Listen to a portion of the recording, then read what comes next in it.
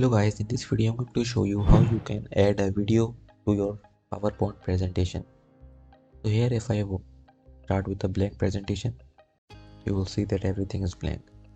So if I want to add a video, for that you need to click on insert, and here on the right you will see a video. Click on it and here you will get two options. Either you can choose a video from your device or you can choose an online video. So here if you have the address of the online video, you need to paste it. So here in the browser I have got a Mr. Beast video. If I copy this link and paste it to my presentation PowerPoint, you will see a preview, and if you want to insert it, you need to click on insert,